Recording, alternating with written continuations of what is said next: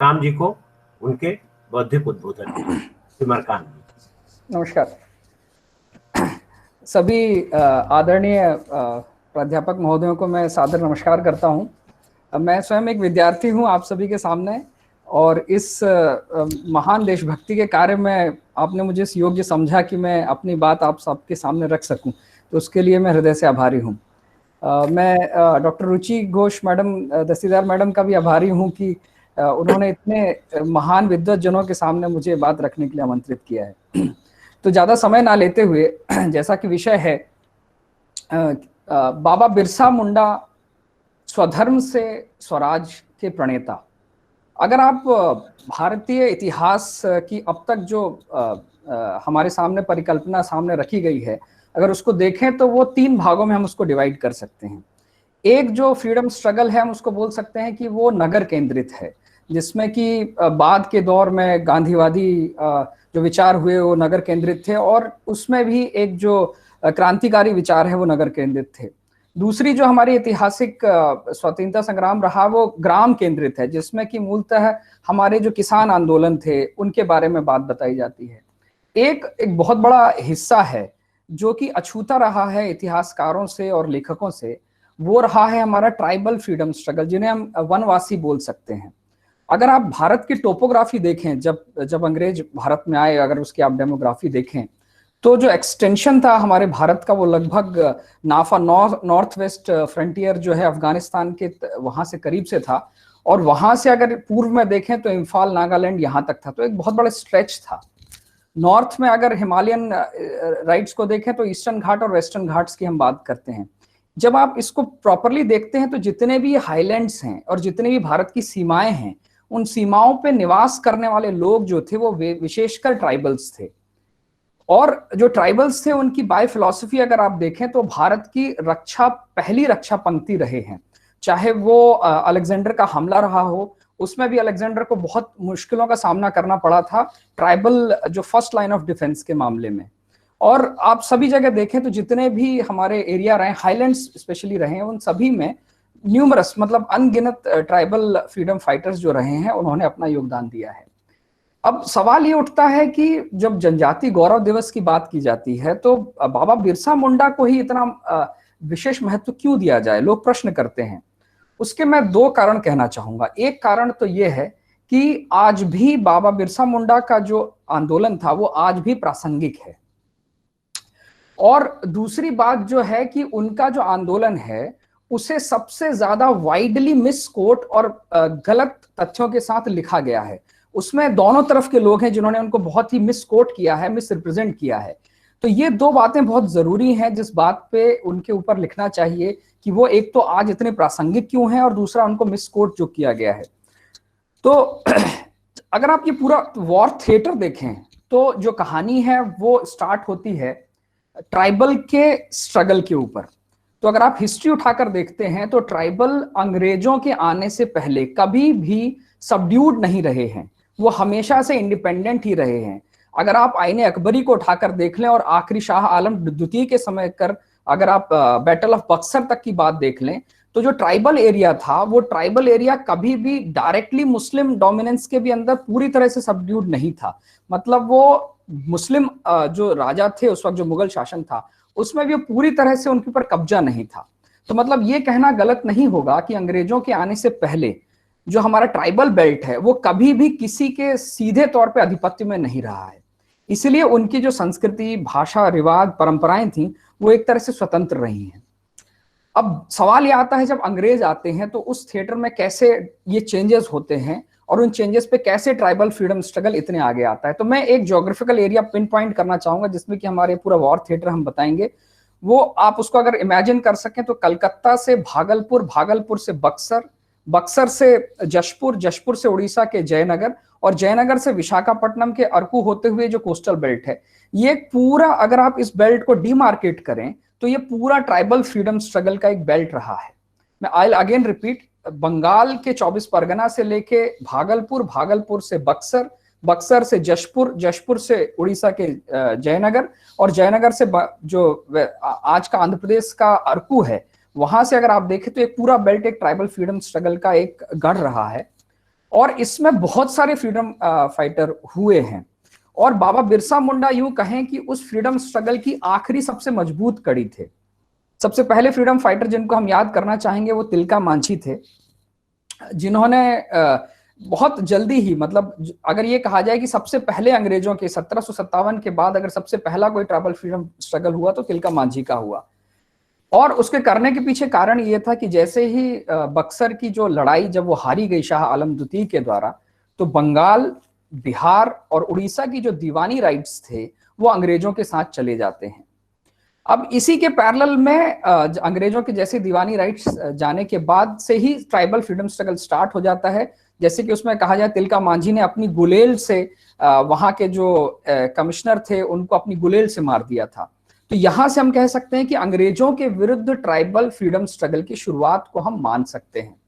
यहां से लेके बाबा बिरसा मुंडा आखिरी ऐसे ट्राइबल फाइटर हैं जिन्होंने वायलेंट स्ट्रगल किया 1900 तक। तो ये जो 1784 से लेकर 1900 तक का लगभग 200 से 250 वर्षों का एक जो लगभग 200 वर्षों का जो एक समय रहा है, इस समय में बहुत सारे अनगिनत वायलेंट जो ट्राइबल फ्रीडम फाइटर रहे हैं। बाबा बिरसा मुंडा क्यों महत्वपूर्ण है उस बात पे मैं फोकस करना चाहूंगा। जो एक एग्रेरियन क्राइसिस के कारण बाबा बिरसा मुंडा जो है यहाँ पर उभर कर आते हैं, और उनको एक तरह से मिलिटेंट, उनको बारे में एक पॉलिटिकल उसके बारे में जो इनको पोर्ट्रे किया गया वो ये जानबूझकर पोर्ट्रे किया गया कहीं उनका जो एक रिलीजियस कंट्रीब्यूशन है उसको कहीं दबाने के लिए। तो सबसे पहली बात होती है 15 नवंबर 1875 को झारखंड के रांची में के आसपास जो आज खूंटी का जो क्षेत्र है, चाईबासा का क्षेत्र है, वहां पे बहुत से इतिहासकारों में मतभेद है, लेकिन अगर हम इसको बोलें जो खूंटी के आसपास का क्षेत्र है वहां पे बाबा बिरसा का मुंडा का जन्म होता है। और चूंकि गुरुवार के दिन उनका जन्म होता है और वहां पे उसे वीरसा, मतलब गुरुवार को वीरवार कहा जाता है, इसलिए वीरवार के दिन जन्म होने वाले बाबा बिरसा मुंडा को बिरसा का नाम दिया जाता है। उनके जो पिता थे और उनकी जो माता थी एक सामान्य परिवार से थे, मतलब सगुण देव मुंडा जिनको बोले, उनके जो पिता थे वो बहुत ही सामान्य परिवार थे और उनका एक किसान की गैर भूमि वाला एक परिवार था जो कि खेती करता था। सामान्य तौर पर जो वो समय है वो समय कॉर्नवालिस कोड के परमानेंट सेटलमेंट के बाद का समय है, जिस समय में जो बंगाल और बिहार की जो जमीनें थी उनको पूरी तरह से परमानेंट सेटलमेंट आने के बाद अंग्रेजों के अधीन कर दिया गया था। परमानेंट सेटलमेंट के पहले तक जो बंगाल, बिहार और उड़ीसा का जो राज्य था वहां पे जो भी वनवासी थे, जो जंगलों की जमीनें थी, उनमें कम्युनिटी राइट्स थे। कम्युनिटी राइट्स होने का मतलब ये होता था कि जो जमीनें थी उनपे समाज का आधिपत्य था, और अगर कोई कराधान होता भी था तो उस पे वहां के जो जमींदार थे, वहां की जो सांस्कृतिक प्रचलित मान्यताएं हैं उनके आधार पर उस कराधान का निर्वहन करते थे। और वो कराधान जो था उतना कड़ा नहीं था, उतना स्ट्रिक्ट नहीं था। लेकिन परमानेंट सेटलमेंट आने के बाद ये होना शुरू हो गया, जिसे हम इवनिंग लॉ भी बोलते थे, कि उन्होंने पूरी जमीनों को मैप कर दिया। अब कोई भी जमीन ऐसी नहीं थी जो कि समाज की हो, सारी जमीन सरकार की हो गई थी, सारी जमीन जो है कंपनी की हो गई थी। और उन्होंने अपनी जो एक्सटेंशन है उसको बढ़ाने के लिए जो 3 स्तरीय व्यवस्था कर दी थी, जमींदार, अधिकारी और एजेंट, ये 3 जो स्तरीय व्यवस्था थी 1794 के बाद जमींदारों के पास हथियार रखने का जो अधिकार था वो छीन लिया गया था, और जो फौज थी वो केवल कंपनी के पास थी। तो जो परमानेंट सेटलमेंट के बाद क्या हुआ कि जो जमीनें थी उन जमीनों पे जो लोगों को एक तय दिनांक तक कर देने की बात कही जाती थी, और अगर उस दिनांक तक वो कर नहीं दे पाते थे जो कि सुनिश्चित होता था, तो वो जमीनें जो है वो कंपनी वापस अपने पास ले लेती थी। इस तरह बहुत सारी जो जमीनें थी जिस पे मुंडाओं का अधिकार था, वो जमीनें धीरे धीरे मुंडा सरदारों से छीनना शुरू हो गया, और उन जमीनों को छीन कर औने पौने दामों पर जो अंग्रेज अधिकारी थे उन्होंने उन लोगों को देना शुरू कर दिया जो कि उस जमीन की कोई भी कीमत देने के लिए तैयार थे। तो 1800 से लेके लगभग ये पूरा समय चलता है, और इसे हम सरदार आंदोलन के नाम से भी जानते हैं। बहुत सारे जो मुंडा सरदार हैं उनकी जो एक ट्रेडिशनल कस्टमर अथॉरिटी थी उससे उनको पदच्युत करके वहां पे बाहरी लोगों को जो कि पैसा देने के लिए तैयार थे उनको वो जमीनें दे दी गईं। और इस तरह एक बहुत बड़ी संख्या में जो मुंडा थे जो उस क्षेत्र के, वो सारे मुंडाओं जमीनों से हटा दिए गए और अब उन मुंडाओं का जो स्थिति थी वो केवल उन जमीनों पे खेती करने वाले मजदूरों की थी।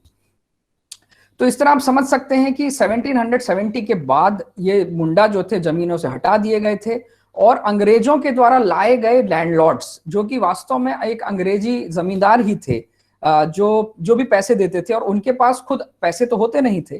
तो वो जो अधिकारी होते थे वो किसी से कर्ज लेते थे, मनी लेंडर से, और वो कर्ज लेकर ये जमींदारी खरीद लेते थे। तो ये स्थिति चली गई और एक समय पर जो आखिरी शाह आलम के समय पे नागवंशी राजा थे, जो मुंडा राजा थे, जिन्हें एक राजा की उपाधि प्राप्त थी,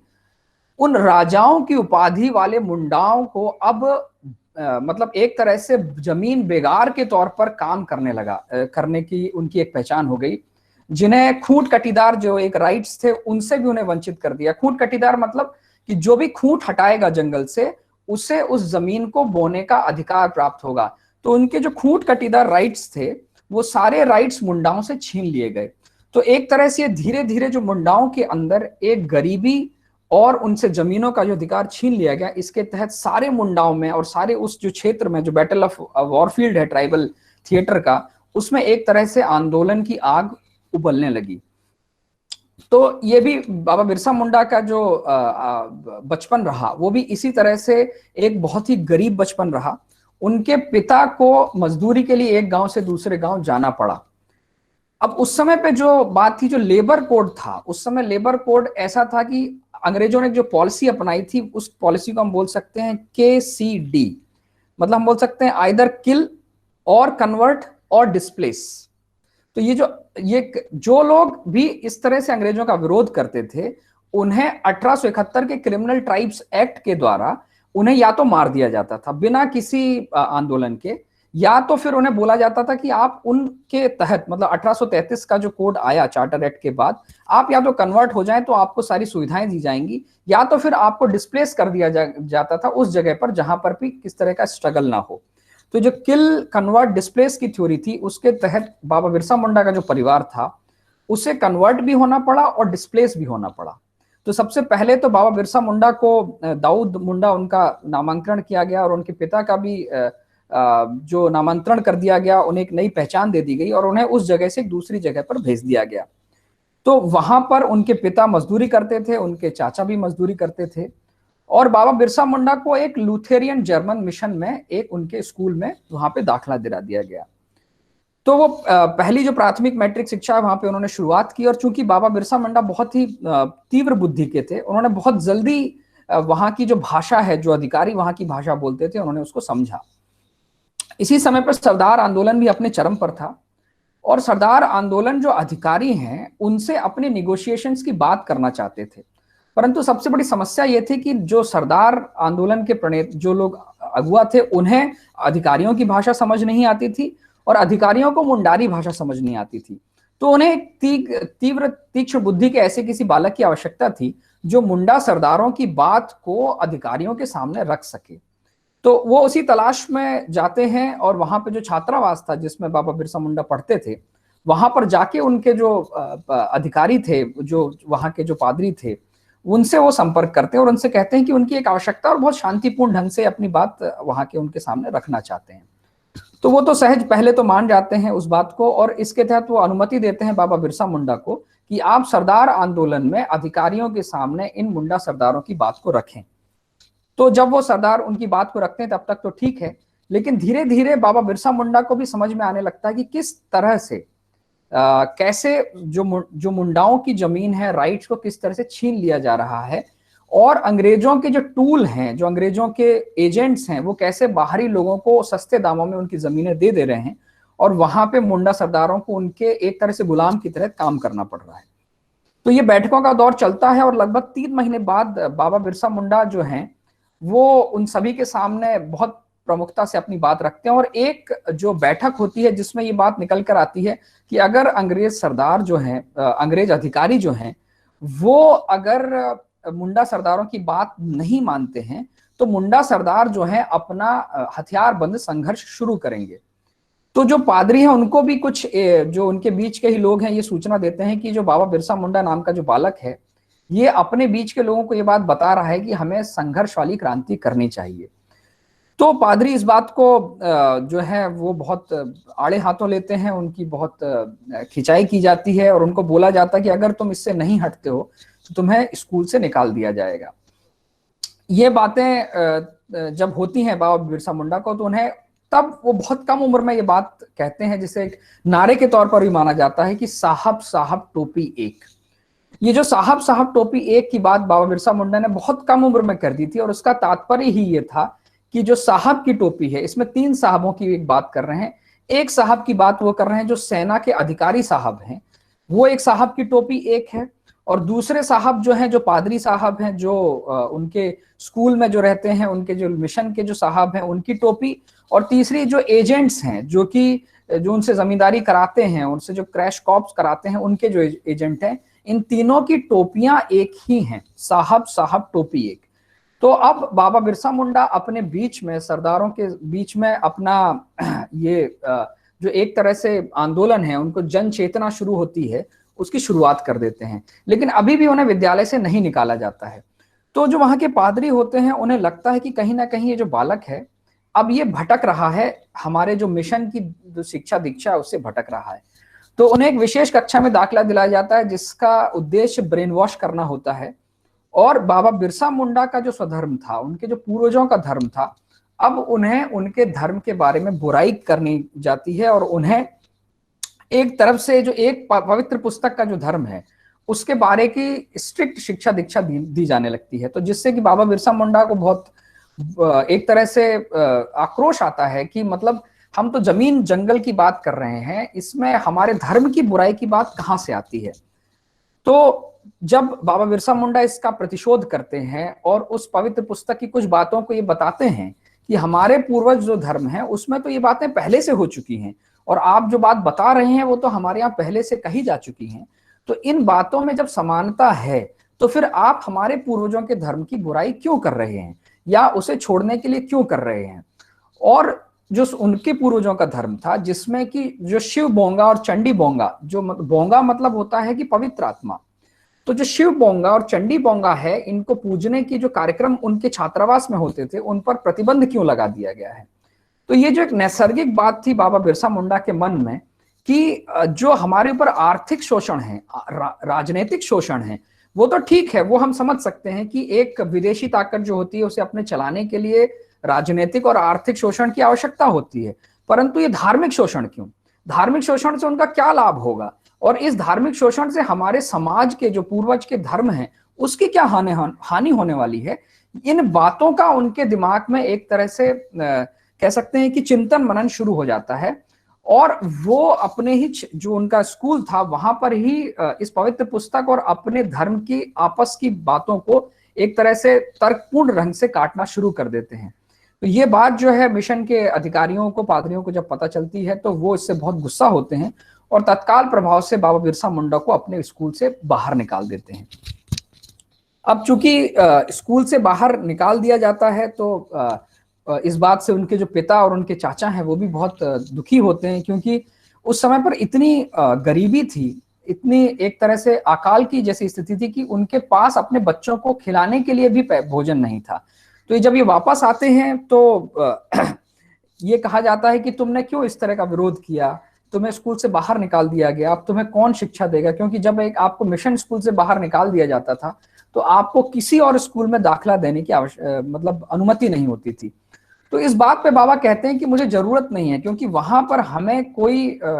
ऐसी पढ़ाई नहीं की जा रही थी जिसके तहत हम स्वावलंबी हो सकें। बाबा बिरसा मुंडा कहना था कि उन स्कूलों का एकमात्र उद्देश्य हमारे पूर्वज धर्मों का अनादर करना था, और वहां पे हमें केवल इस तरह की शिक्षा दी जा रही थी कि आगे जाकर हम उनकी चाकरी करने के लायक बन सकें। तो जब ये बात बाबा बिरसा मुंडा कहते हैं कि हम केवल इसलिए हमें तैयार किया जा रहा था कि हम उन अंग्रेज साहबों के घरों में काम कर सकें और उनकी जो तीमारदारी या चाकरी कर सकें, हमें केवल उतनी शिक्षा दीक्षा दी जा रही थी, हमें ऐसी कोई शिक्षा नहीं दी जा रही थी जिससे कि हम अपने आत्मसम्मान को पुनः जागृत कर सकें। तो देखिए, कुल 25 वर्ष की जमा वर्ष आयु में केवल 15-16 वर्ष में इस तरह के विचार एक नौजवान के अंदर आना, ये अपने आप में एक बहुत बड़ी यूं कह सकते हैं कि एक बहुत बड़ी बात थी। अब इसी उसमें बाबा बिरसा मुंडा जो है इसी गरीबी में अपने परिवार के जैसी भी परिस्थिति थी उसमें उनके साथ भरण पोषण की शुरुआत करते हैं। और शुरुआत में ही उनका सामना एक आनंद एक संत से होता है जो कि वहां के जमींदार के मुंशी हुआ करते थे,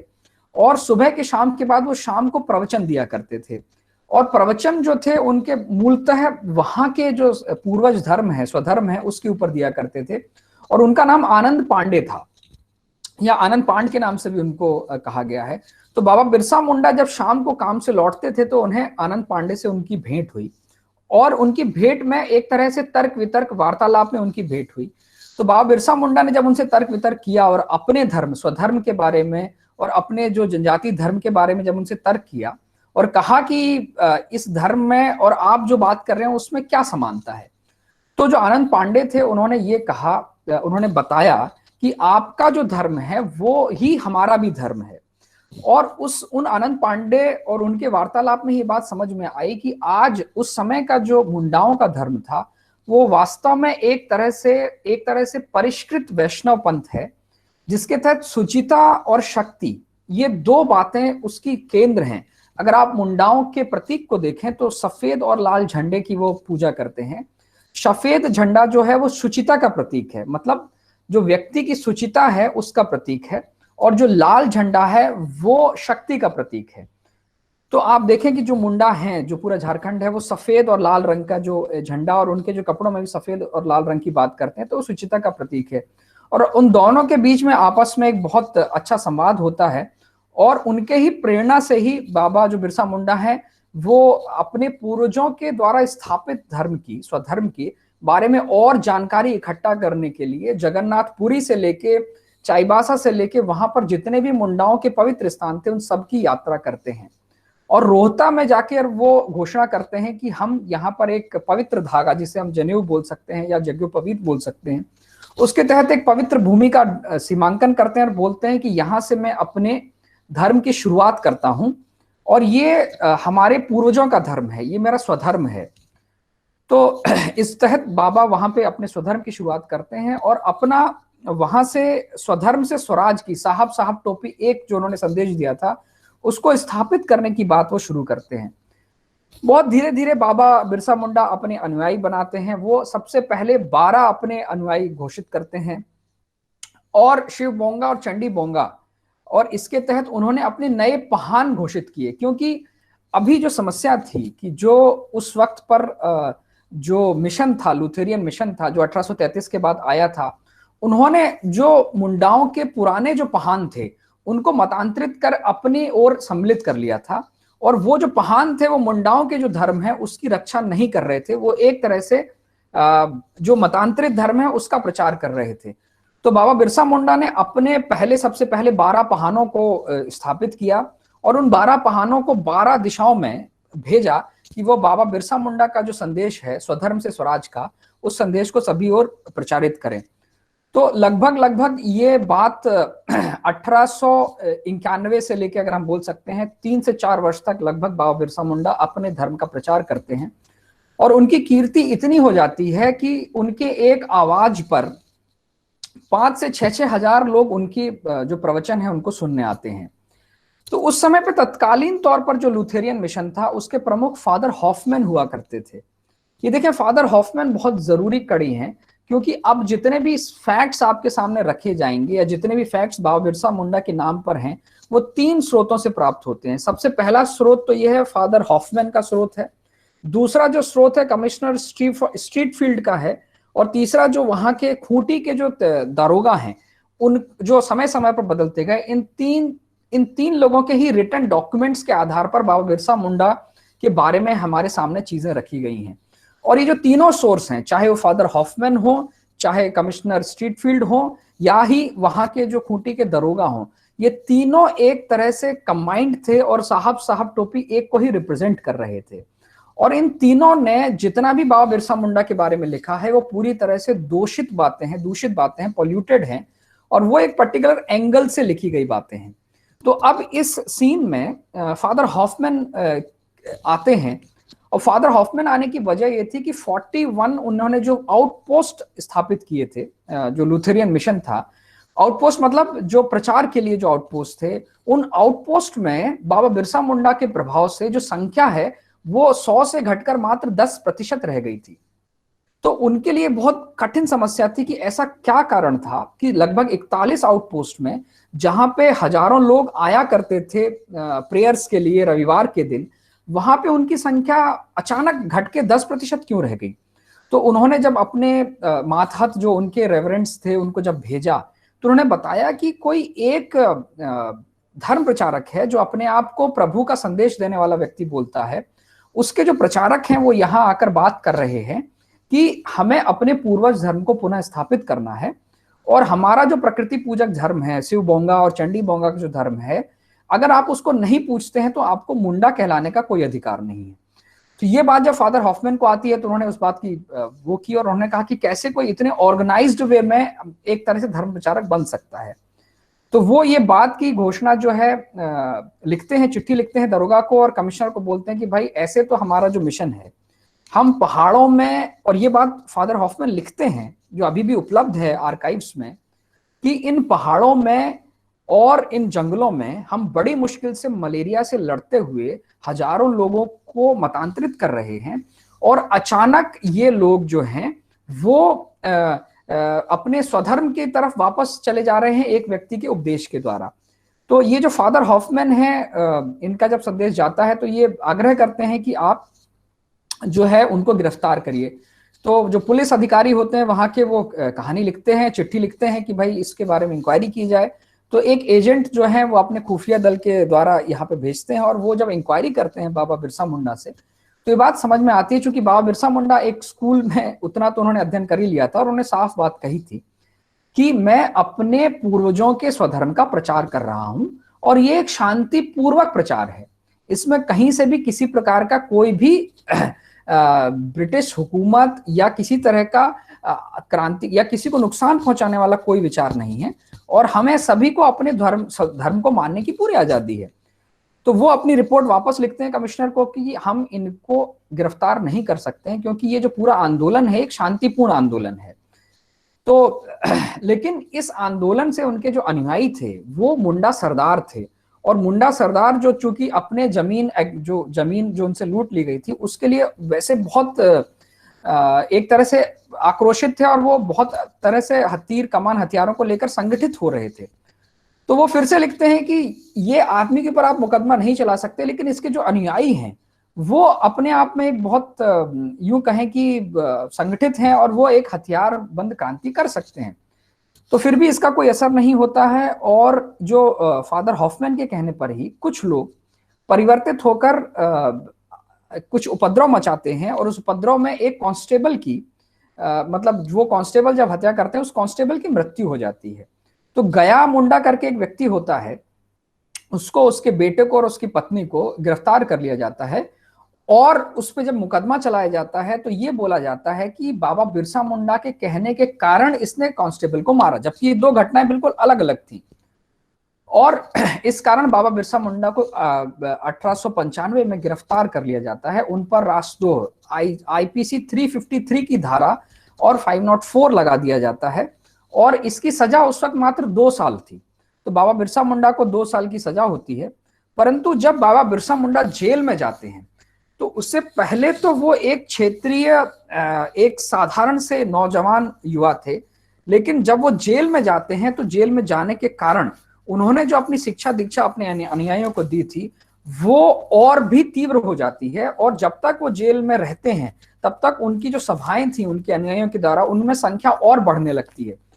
और इस कदर बढ़ जाती है कि अब लगभग बहुत बड़ी संख्या में, जो संख्या आंकड़ा लगभग 60,000 फादर हॉफमैन खुद लिखते हैं कि 60,000 का एक ऐसा आंकड़ा था, जो लोग प्रेयर्स में आते थे वो लगभग 60,000 लोग वापस बाबा बिरसा मुंडा के जो स्वधर्म है उसकी तरफ चले गए थे, और उन्होंने चंदन, तुलसी के पेड़ और जनेऊ को धारण करना शुरुआत कर दी थी। तो ये उनके लिए एक बहुत विकट समस्या थी, क्योंकि अब उनको जो मिशन को चलाने के लिए जरूरी लेबर और उनके जो 41 आउटपोस्ट थी उनको चलाने के लिए जो रोजमर्रा के काम के लिए लोग थे वो भी अब उनको नहीं मिल पा रहे थे। तो फादर हॉफमैन चूंकि एक बहुत समझदार इंटेलिजेंट व्यक्ति थे, तो वो लिखते हैं कि इनको केवल जब ये जेल से छूटेंगे तो अब ये एक बड़े नेता बन के उभर आएंगे। तो जब बाबा बिरसा मुंडा जब 2 साल की सजा काटने के बाद जेल से छूटते हैं, तो तब बाबा बिरसा मुंडा का जो आंदोलन है अब 2 दिशाओं में हो जाता है। इससे पहले तक तो बाबा बिरसा मुंडा का आंदोलन एक तरह से अपने स्वधर्म को जागृत करने के लिए था, लेकिन जेल से छूटने के बाद बाबा बिरसा मुंडा ये स्पष्ट कर देते हैं कि अब मेरे आंदोलन की दिशा 2 तरफा होगी, जिसमें एक दिशा तो स्वधर्म को स्थापित करने के लिए होगी और एक दिशा मेरे स्वराज को स्थापित करने के लिए होगी। इसलिए हम कहते हैं स्वधर्म से स्वराज की जो लड़ाई को जोड़ने वाले ये एकमात्र ऐसे हमारे जनजातीय नेता थे जिन्होंने स्वधर्म को स्वराज के साथ जोड़ा। तो जो दूसरा है 1897 के बाद से जो उनका सेकंड फेज ऑफ स्ट्रगल है, उस स्ट्रगल में वो सारे मुंडा सरदारों को इकट्ठा करते हैं और उनसे हथियार बंद क्रांति का आग्रह करते हैं। और एक दिन तय किया जाता है 1989 का, जो कि 25 दिसंबर का एक दिन तय किया जाता है 89 में, और ये तय किया जाता है 3 महीने की योजनाबद्ध तरीके साथ कि 25 दिसंबर 1989 में हम एक साथ पूरे जगहों पर पूरे मुंडा सरदार जो हैं वो सभी एक साथ तीर कमान से उनके जो अंग्रेज अधिकारी हैं, जो साहब हैं, उनके साथ ऊल गुलान करेंगे। ऊल गुलान का उन्होंने नारा तभी दिया और तभी कहा कि अबुआ दिशोम अबुआ राज रे। तो इसका तात्पर्य ये था कि अब हमारे देश में हमारा राज होगा। तो ये 25 दिसंबर 1989 को एक पूरी रणनीति तय की जाती है और जितने भी मुंडा सरदार थे उनके नीचे जो अनुयायी थे, 2 तरफ से आंदोलन में, एक तरफ तो बाबा बिरसा मुंडा स्वयं स्वधर्म की स्थापना के लिए अपने उपदेश देते रहते हैं और उनके द्वारा स्थापित 12 उनके अनुयायी जो थे, जो 12 मुंडा सरदार थे, वो बड़ी संख्या में जनजातियों से तीर कमान भाले खुरकी एकत्रित करने की बात करते हैं। और इसकी खबर हालांकि अंग्रेजों को लग जाती है, उसके पीछे गुप्तचर भेजते हैं, लेकिन इतनी सुसंगठित रूप से ये आंदोलन था कि उनको पता नहीं चलता है कि ये कैसे करेंगे। लेकिन 25 दिसंबर की रात को जो है जब ये हमला होता है अचानक, तो उसमें सभी जगह पर जितने भी उनके 41 आउटपोस्ट थे, सभी जगह पर हथियारबंद क्रांति तीर कमान से हमला करती है। और बाबा बिरसा मुंडा ने यह स्पष्ट कहा था कि हमारा उद्देश्य महिलाओं और बच्चों को मारना नहीं है। तो इस बात की स्पष्ट स्थिति कर ली जाए कि किसी भी कीमत में किसी भी महिला, चाहे वो अंग्रेज अधिकारी हो चाहे किसी भी हो, हमारी जो लड़ाई है वो सेना के अधिकारियों से है, ना कि महिलाओं और बच्चों से। जो 24 दिसंबर की रात में जब वो आक्रमण करते हैं तो जो चर्च में अधिकारी रहते हैं वो महिलाओं और बच्चों की एक सेफ्टी शील्ड बना लेते हैं, जिसके कारण वो किसी भी अधिकारी के ऊपर किसी भी तरह से तीर कमान से हमला नहीं कर पाते। लेकिन फिर भी फादर हॉफमैन जो हैं, जो वो भागते हैं और फादर हॉफमैन और उनके जो एक नीचे रेवरेंड लस्टी करके हुआ करते थे, उनके ऊपर 2 तीर फिर भी लगते हैं, लेकिन वो बच जाते हैं। तो अब फादर हॉफमैन ये बात स्थापित कर देते हैं कि अब का जो समय है, अब ये हथियार क्रांति है और लगभग जो लोग जिन्होंने आक्रमण किया, ये लोग एक तरह से छापामार शैली में युद्ध करने वाले हैं और हमारी महिलाओं के कारण और बच्चों के ऊपर उन्होंने आक्रमण नहीं किया, इसलिए आज हम बच गए। लेकिन कल को अगर उनकी महिलाएं और बच्चे भी लड़ाई में कूद पड़ते हैं और वो हमारी महिला बच्चों को हटाकर हमको मार देते हैं, तो जो संख्या है वो इतनी बड़ी है कि हम किसी भी हालत में इनसे तीर कमान से भी इनसे लड़ने के सक्षम नहीं हो पाएंगे। तो फादर हॉफमैन फिर चिट्ठी लिखते हैं, फिर इंक्वायरी कमीशन गठित होता है, फिर बात आती है और फिर बात सामने आती है कि अभी भी ये जो व्यक्ति है ये केवल धर्म प्रचार कर रहा है और जो लोगों ने हथियार क्रांति की है वो अलग मुंडा सरदार हैं। इन दोनों बातों को जोड़कर देखना सही नहीं होगा। तो फिर ये बात होती है कि वो उनका जो मिशन है, फादर हॉफमैन का वो मिशन फिर फेल हो जाता है। लेकिन फादर हॉफमैन को पता था कि ये ज्यादा लंबा चलने वाला नहीं है, अन्यथा जो जितनी मेहनत और उस लोगों को लगे उस लोग बाबा बिरसा मुंडा के अनुयायी हो जाएंगे और यहाँ पर पूरी तरह से जो स्वधर्म है वो स्थापित हो जाएगा, जिसके कारण जो लोग हैं जो वो हैं उनमें स्वराज की जो भावना है वो जागृत हो जाएगी। तो इसलिए लगभग 1900 में 3 फरवरी के आसपास जो है फिर से बाबा बिरसा मुंडा को प्रयास किया जाता है पकड़ने का। वैसे तो बाबा बिरसा मुंडा को पकड़ना बहुत मुश्किल था, लेकिन 500 रुपए के लालच में 2 जो मतांतरित लोग थे वो उनके एजेंट बन जाते हैं और वो एक दिन सूचना देते हैं कि एक जंगल में से खाने की आग जो है वो निकल रही है और हो ना हो यहाँ पर बाबा बिरसा मुंडा छुपे हुए होंगे। तो ये जैसी सूचना, गुप्त सूचना अंग्रेज अधिकारियों को मिलती है, वो लगभग 150 हथियारबंद लोगों के साथ वहां पहुंचते हैं और रात के अंधेरे में छापा मारते हुए लगभग 3 फरवरी 1900 के आसपास बाबा बिरसा मुंडा को, उनकी पत्नी को और सभी को गिरफ्तार कर लेते हैं, उनके साथ में अनुयायियों के साथ में। और अब जो है बाबा बिरसा मुंडा को वहां से ले जाया जाता है और रातों रात ले जाया जाता है, क्योंकि इतनी बड़ी संख्या में उनके अनुयायी थे, लगभग हजारों की संख्या में, वो पैदल ही रांची की तरफ निकल पड़ते हैं। तो रातों रात ही बाबा बिरसा मुंडा को खूंटी से रांची जेल की तरफ ले जाया जाता है और उन पर मुकदमा फिर चलाया जाता है। चूंकि बाबा बिरसा मुंडा पहले भी एक मुकदमा झेल चुके थे और उन्हें पता था कि ऐसे मुकदमे में कुछ भी बाहर नहीं आने वाला है, क्योंकि उन्होंने अपने अनुयायियों को और बाकी लोगों को बता दिया था कि आप पे जब मुकदमा होता है तो आपको किसी भी बात की स्वीकृति नहीं करनी है, आपको किसी भी तरह से कोई बात बतानी नहीं है, आप सिर्फ ये कह सकते हैं कि हमें कुछ भी नहीं पता है। और चूंकि मुंडारी भाषा एक ऐसी भाषा थी कि जो भी मुंडारी भाषा में वो प्रवचन दिया करते थे, उनका कोई लिखित दस्तावेज नहीं था कि वो क्या बात कर रहे हैं। तो ये बात तय थी कि फिर से बाबा बिरसा मुंडा को उन्हीं धाराओं के तहत मात्र 2 वर्ष की और सजा होगी। और इस बार जब बाबा बिरसा मुंडा को जेल में बंद किया गया था, तो उस समय पर, तत्कालीन समय, क्योंकि 1885 में कांग्रेस की स्थापना हो गई थी बंगाल में, तो वहां सुरेंद्रनाथ बनर्जी जो थे, जो अपना एक न्यूज़पेपर निकालते थे, उन्होंने बड़ी बहुत प्रखरता से बिरसा मुंडा को गिरफ्तार किए जाने वाले की जो बात है, उन्हें बंगाल के पूरे न्यूज़पेपर में लिखना शुरू किया और बोला कि किस तरह से एक तरह से एक शांतिपूर्ण स्वधर्म की रक्षा की लड़ाई करने वाले व्यक्ति को जबरदस्ती पकड़ लिया गया है और उसके ऊपर मुकदमा चलाया जा रहा है जिसके की कोई सबूत उपलब्ध नहीं है। तो ये पूरी तरह से जनाक्रोश उभरता है और जो फादर हॉफमैन है, उनको कहीं ना कहीं लगता है कि कहीं ना कहीं ऐसा ना हो इस बार भी बाबा बिरसा मुंडा जो है वो भी छूट जाएंगे 2 साल बाद, और अब जब वो इस बार बाहर निकलेंगे तो उनके लगभग जो पूरे अनुयायी हैं वो उनके जो स्वधर्म है, उनके जो पूर्वजों के धर्म है, उनको मानने वाले हो जाएंगे। तो वो ये बात जो गवर्नर ऑफ बंगाल हैं उनको लिखते हैं और ये आग्रह करते हैं कि इनको किसी भी तरह से जेल के अंदर ही बिना मुकदमे के मार दिया जाए।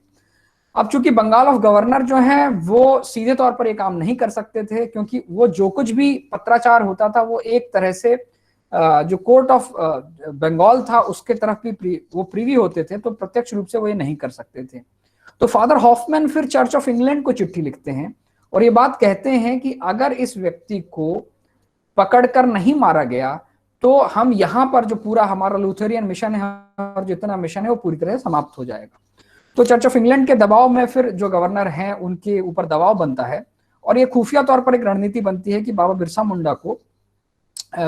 ही जेल में ही मार दिया जाएगा। तो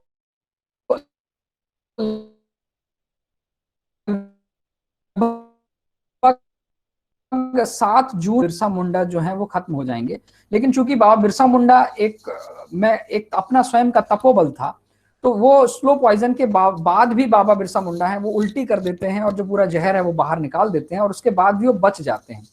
तो डॉक्टर आता है और कहता है कि बाबा अब स्वस्थ हैं। तो ये बात जैसे फादर हॉफमैन को पता चलती है तो स्ट्रीट फील्ड के साथ और जो दरोगा के साथ ये उनसे संवाद के लिए जेल में मिलने आते हैं और जबरदस्ती बाबा बिरसा मुंडा को एक जहर दे दिया जाता है, जिससे कि सुबह के तौर पर बाबा बिरसा मुंडा का जो पूरा शरीर है वो लाल पड़ जाता है और उनके मुंह से झाग निकलता है। तो ये बात चूंकि वो पुलिस कस्टडी में थे और पुलिस कस्टडी में उस वक्त किसी एक प्रिजनर जो कि जिनके ऊपर मुकदमा चल रहा है उसकी मौत हो जाना, ये एक बहुत एक तरह से वहां के अधिकारियों के लिए बड़ी मुश्किल वाली बात हो जाती। इसलिए आनन फानन में ही जो वहां के जो फादर हॉफमैन के मिशन के डॉक्टर थे उनको जेल का डॉक्टर नियुक्त कर दिया जाता है, जो कि वास्तव में एक पादरी रहते हैं। और उसके बाद उसी पादरी के द्वारा ही ये घोषणा कर दी जाती है उसके बाद कि ये जो है हृदय की बीमारी से इनकी मृत्यु हुई है, ना कि किसी जहर के द्वारा। लेकिन अगर वो, जैसा कि उस वक्त पे नियम था कि आपको प्रिजनर की भी बॉडी है उनके परिवार वालों को देनी होती है, तो वो बॉडी भी अगर दी जाती तो लोग समझ जाते कि ये बाबा बिरसा मुंडा कोई बीमारी नहीं, क्योंकि उनकी पूरी पेट जो है वो काला पड़ चुका था, आंखों के नीचे पूरे घाले धब्बे पड़ चुके थे, पूरे शरीर पर दाग थे। तो कोई भी व्यक्ति जो जानकार है वो बता सकता था कि बाबा बिरसा मुंडा को जहर दिया गया है। तो पूरी रणनीति के तहत फादर हॉफमैन ने, उन्होंने और वहां के जो दरोगा हैं, जो जेल के अधिकारी हैं, उन्होंने एक पूरा षड्यंत्र रचा और बाबा बिरसा मुंडा के शरीर के छोटे छोटे टुकड़े कर वहां पर उन्हें जो एक नदी के किनारे उनको जो एक भंगी था उसको दे दिया गया। भंगी मतलब जो जो जेल के साफ सफाई के लिए जो जाता था, उसको भी नहीं पता था कि बाबा बिरसा मुंडा का शरीर है, और उसे बोला गया कि इसे तुम वहां की आग में जला दो और इसको फेंक दो। तो बाबा बिरसा मुंडा का छत विक्षत जो शरीर है उसे टुकड़े टुकड़े कर कर बिल्कुल जला, जैसे कि हम बोल सकते हैं जैसे भगत सिंह के साथ किया गया कि कहीं बाबा बिरसा मुंडा का जो शरीर है वो लोगों तक ना पहुंचे और उनको याद करने की कोई भी जो वो है वो उन तक ना पहुंचे, ये बात की गई। और हम सभी जानते हैं कि किस तरह 9 अगस्त को हम बोल सकते हैं 9 जून को लगभग 1900 के आसपास बाबा बिरसा मुंडा जो हैं उनको जहर देकर मार दिया जाता है, और उनकी जो शरीर है वो पूरे लोगों के छुपा दिया था, और लगभग कई दिनों तक ये बात छुपाई रखी जाती है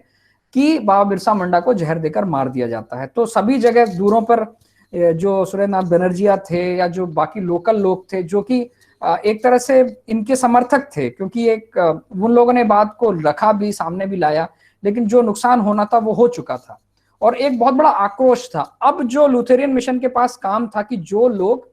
बाबा बिरसा मुंडा के मतलब उपदेश सुनकर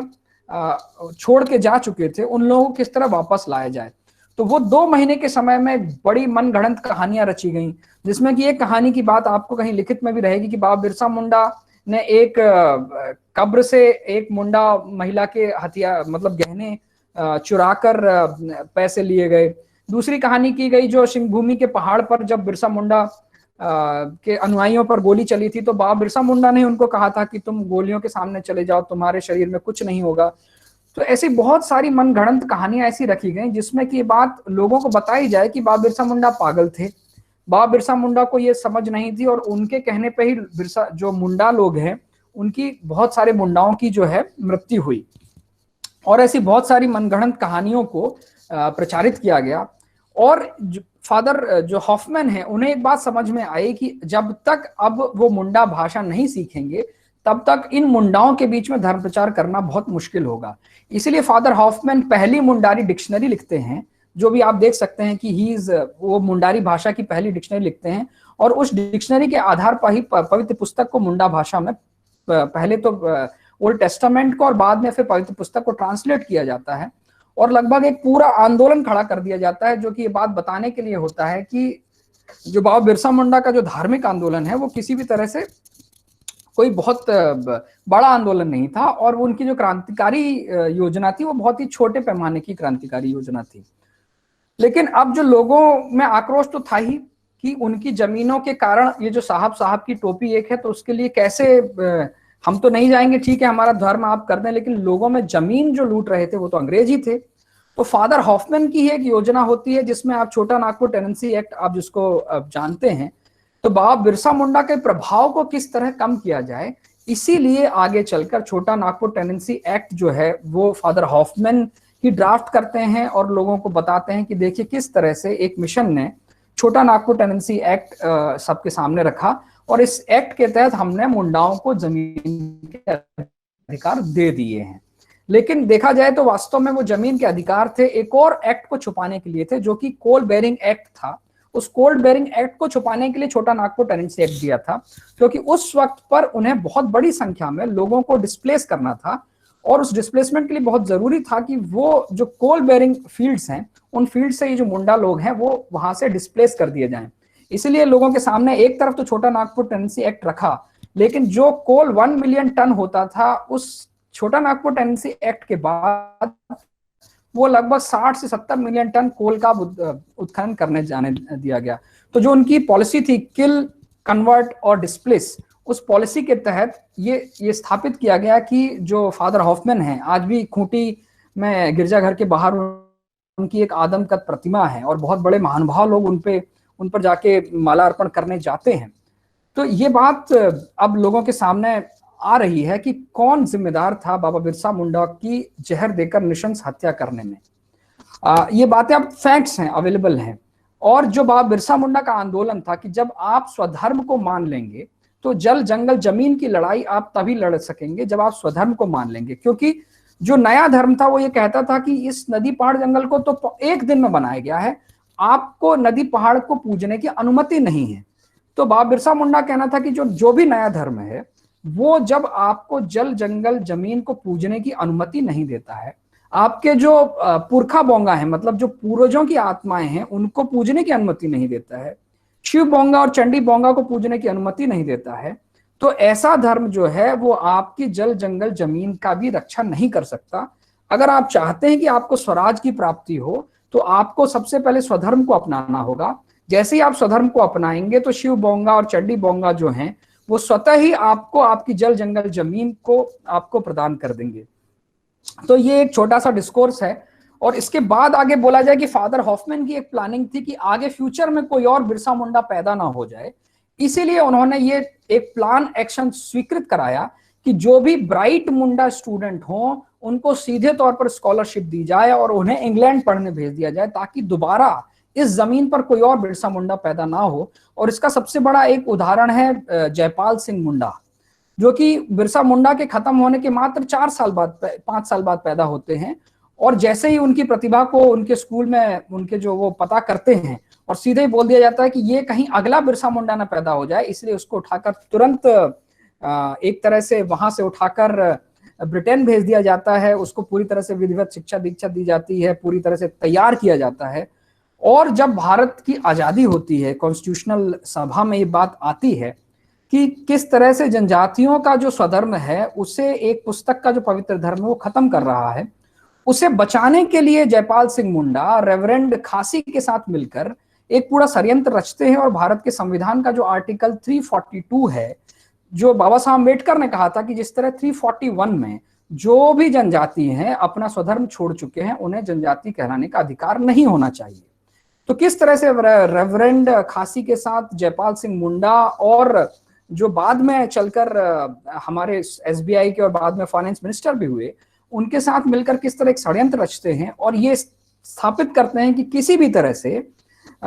एक तरह से जो आर्टिकल 342 है उसमें ये बात ना डाली जाए कि अगर आप अपना स्वधर्म छोड़ते हैं, अगर आप अपने पूर्वजों को पूजने का अधिकार छोड़ते हैं, अगर आप जल जंगल जमीन को पूजना बंद कर देते हैं, तो आप मुंडा या अपने समुदाय कहलाने की पहचान खो देते हैं। ये बात किसी भी तरह से भारत के संविधान में ना लिखी जाए और पूरी लड़ाई लड़ते हैं कि ये अंत तक ये ना हो। और जैसा आप सभी जानते हैं कि वो इसमें सफल भी होते हैं।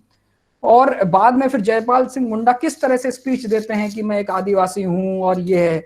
ये वे बात भूल जाते हैं कि वो किस तरह से उसमें पढ़े बढ़े और वो एक तरह से उन्होंने जबरदस्ती अपने आप को मुंडाओं को नेता स्थापित किया। और आज भी कई लोग उनके पीछे चल रहे हैं, ये बात भूलते हुए कि जयपाल मुंडा ने कितनी बड़ी हानि मुंडाओं के साथ की है। आज भी जो मैं बोलता हूं कि आज भी प्रासंगिक है जयपाल सिंह मुंडा, क्योंकि आपने रिसेंटली देखा होगा कि जो गवर्नमेंट ऑफ इंडिया है या जो हमारा कॉन्स्टिट्यूशनल है वो सेकुलर है और किसी भी राज्य सरकार को किसी भी धर्म को स्थापित करने का प्रयास नहीं करना चाहिए। लेकिन आप देखेंगे हाल फिलहाल में एक राज्य सरकार के द्वारा एक आदिवासी धर्म को स्थापित करने के लिए मतलब वहां की लेजिस्लेटिव असेंबली में प्रस्ताव पारित किया गया। तो जो पूरा मंत्र है कि separation of church from the या separation of religion from the governance, उसको तोड़कर किस तरह एक नए धर्म को स्थापित करने की बात की जा रही है और कहीं ना कहीं ये स्वधर्म को भटकाने का ही प्रयास है। तो जो मैं कह सकता हूं कि किल कन्वर्ट और डिस्प्लेस की जो थ्योरी थी उसमें से अगर हम बोलें कि किल तो खत्म हो गया है, लेकिन अभी भी जो कन्वर्ट एंड डिस्प्लेस है वो अभी भी चालू है। और वो कहीं ना कहीं माइनिंग माफिया हो, चाहे माओइज्म हो, चाहे जो भी हो, जो तीसरा चाहे जो मिशन हो, ये 3 जो M हैं, चाहे ये तीनों M मिलकर अभी भी किस तरह जो रिलीजियस बिलीफ हैं, जो कि जल जंगल जमीन को पूजने के रिलीजियस बिलीफ हैं, जो मुंडाओं के पहान व्यवस्था है, उनकी जो शिव बोंगा की चंडी बोंगा की व्यवस्था है, इसे भटका कर एक नए धर्म की स्थापना करने की प्रयास कर रहे हैं, ताकि जो रिसेंटली केरला गवर्नमेंट का और सुप्रीम कोर्ट माननीय सुप्रीम कोर्ट का एक जजमेंट आया है जो ये कहता है कि अगर जो लोग अपनी सांस्कृतिक जो विरासत को छोड़ देते हैं तो वो जनजाति कहलाने के लायक, मतलब वो जनजाति नहीं कहलाएंगे। इस तरह के जो माननीय सुप्रीम कोर्ट के जजमेंट से बचने के लिए एक मध्यमार्ग निकाला जा रहा है और ये बताया जा रहा है कि किस तरह मतलब हम परिवर्तित होते हुए भी, मानते हुए भी हम अपने जो है उनको पूज रहे हैं। तो ये एक डिस्कोर्स है जिससे हम समझते हैं कि समझने की जरूरत है। क्योंकि मैं खुद एक ट्राइब्स हूँ एंड कॉन्स्टिट्यूशनल राइट्स जानते हैं कि हमको अपनी संस्कृति धर्म, संस्कृति, रीति रिवाज, परंपराओं को बचाने का पूरा अधिकार है। और किस तरह एक तरह से फादर हॉफमैन को, बिरसा मुंडा को जमीनी CNT एक्ट के तहत स्थापित करने का जो प्रयास किया जा रहा है वो एक तरह से केवल आंखों में धूल झोंकने जैसा है। CNT एक्ट लागू होने के बाद कितना ज्यादा कोल और जंगल का नुकसान हुआ है, कितने हजारों मुंडाओं को डिस्प्लेस किया गया है, इसके आंकड़े पूरी तरह से छुपा लिए जाते हैं। तो आज एक आवश्यकता है एक नए रिसर्च डिस्कोर्स की, जिसमें कि हम जो एक ट्राइबल फ्रीडम स्ट्रगल है उसको न्यूट्रल सोर्सेस के माध्यम से, जो कि अभी भी उपलब्ध हैं, ना कि पॉल्यूटेड सोर्सेस के माध्यम से, उसके ऊपर इतिहास लिखें। और जो ट्राइबल का एक हम बोल सकते हैं कि हथियार बंद क्रांति करने का जो तरीका था, जिसे एक नॉन वायलेंट मूवमेंट ने हाईजैक कर लिया था, उस मूवमेंट के ऊपर भी प्रयास डाला जाए कि जो ट्राइबल फ्रीडम स्ट्रगल को क्यों जबरदस्ती किडनैप कर लिया गया एक नॉन वायलेंट मूवमेंट की तरह, जो कि उनकी नैसर्गिक क्षमता नहीं थी जिसमें वो करने का, और किस तरह से पूरा एक जो फ्रीडम स्ट्रगल रहा है नॉन वायलेंट मूवमेंट से, उस तरह किस तरह ट्राइबल फ्रीडम स्ट्रगल को सबसाइड कर दिया गया। तो वो लोग जो नॉन वायलेंट मूवमेंट की बात करते हैं, अगर वो हमारे भगत सिंह को नहीं मानते हैं तो भगवान बिरसा मुंडा को भी नहीं मानेंगे। और अंत में बस इतना ही कहना चाहूंगा, जैसा गीता में लिखा है कि आगे जो भी इस सृष्टि में जो भी योग्य है वो मेरा ही स्वरूप है। तो ये मानते हुए कि बाबा बिरसा मुंडा भी उनका स्वरूप है, इसीलिए समाज ने उन्हें भगवान की उपाधि दी है और ये उनका ही एक तरह का पुनर्जन्म है। ये मानते हुए हम ये बात कहेंगे कि ये जो बाबा बिरसा मुंडा हैं वो आज भी प्रासंगिक हैं, और जल जंगल जमीन की लड़ाई तब तक पूरी नहीं हो सकती जब तक कि स्वधर्म की रक्षा ना हो। बस इतनी कहने कारण मैंने आपका कुछ समय अधिक ले लिया, 5-10 मिनट, और बहुत सी चीजें हैं ऐसी जो हम पढ़ते रहते हैं, लेकिन चूंकि समय कम है, हम चाहते हैं एक एक बात को लिखा जाए, कब वो किडनैप, कब उनको पकड़ा गया, ऐसी मतलब ये पूरा एक सिलेबस है, एक तरह से एक पूरा डिप्लोमा है अगर आप बाबा बिरसा मुंडा को स्टडी करने जाएंगे। और इतने मेरे पास तो चूंकि काफी सोर्सेज आते रहते हैं, तो जब हम पढ़ते हैं तो मुझे लगता है कि लगभग एक कोर्स है, मतलब एक तरह से political thoughts of Birsa Munda के ऊपर एक कोर्स होना चाहिए कि किस तरह पॉलिटिकल थॉट्स हैं, और वो पॉलिटिकल थॉट्स केवल इंडिया में नहीं पूरे अफ्रीकन मॉडल में एप्लीकेबल हैं। किस तरह से पूरे अफ्रीकन मॉडल में किस तरह से एक तरह से माइनिंग माफिया और वो पूरी तरह कर रहे हैं। तो मुझे आशा है कि मेरे एक विद्यार्थी के तौर पर इस आग्रह को जो बरकतुल्लाह यूनिवर्सिटी है एक बाबा बिरसा मुंडा का जो एक पॉलिटिकल थॉट है उसके ऊपर अध्ययन करेगा, रिसर्च का एक न्यूट्रल रिसर्च होगी, और हो सकता है कुछ ऐसी बातें सामने आए जो आगे आने वाली पीढ़ी के लिए हमारे जो ट्राइबल फ्रीडम स्ट्रगल है उसको एक सही दिशा में प्रस्तुत करें। आपने मुझे सुना, इसमें कुछ जो त्रुटि हुई हो गई हो उसके लिए मैं क्षमा प्रार्थी हूँ। आप सभी आदरणीय मेरे लिए गुरुजन के समान हैं और मैं एक विद्यार्थी हूँ। पुनः इस बात को कि आपने मुझे इतनी देर सुनने का अवसर प्रदान किया, मैं सबके सामने साधुवाद करता हूँ। अगेन VC सर को, डॉक्टर रुचि मैडम को, सभी को मैं पुनः साधुवाद करता हूँ। नमस्कार। इसके साथ ही मैं अपना उद्बोधन बंद करता हूँ। धन्यवाद।